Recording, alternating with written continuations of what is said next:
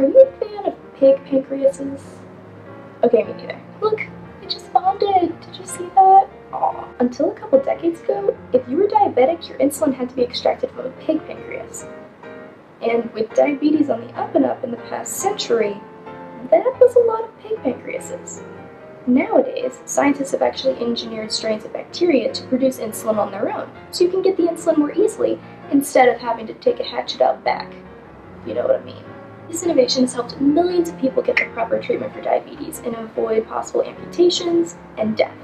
In a time when 9.3% of the United States population has diabetes, this little genetically modified organism has been a true lifesaver. Now, what even is a GMO? If you type this into Google, most of the links on the first page have been written by vehement anti-GMO activist groups. It is extremely difficult to get an answer out of anyone without bias slathered all over it. But I'll do my best. On a definitional level, a GMO is any organism whose genetics have been modified by genetic engineering techniques. But for the majority of the public, that definition doesn't cut it. I mean, go figure, a genetically modified organism is one whose genetics have been modified?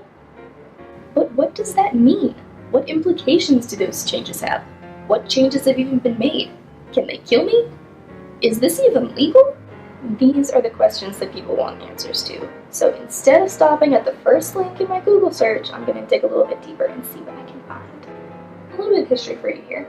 The first transgenic plant, or plant with genes from another species, was an antibiotic-resistant tobacco plant grown in 1983. This may seem pretty recent, but just like the field of technology, genetics has exploded in the past 20 years. For most GMOs out there, their genetics have been altered by adding in a chunk of DNA, or a gene from another species. This gene probably confers some sort of desirable trait onto the original organism, such as herbicide resistance, or increased production of major nutrients. The process of getting this trait to show up in a crop plant, though, is actually a really long process, taking about 13 years from start to finish. First, the scientists have to come up with an idea. Let's say, getting rice to produce more vitamin A. Then, they have to find a gene that's going to make the rice produce more vitamin A. Tracking down that bit of DNA can be challenging enough, but then they have to examine the heck out of it to make sure that the sequence of the gene doesn't in any way resemble any allergens or toxins that could be harmful to humans and other animals. Once that's done, they have to get the gene actually working in the plant, and that can be pretty difficult because there are many different levels on which gene expression can fail.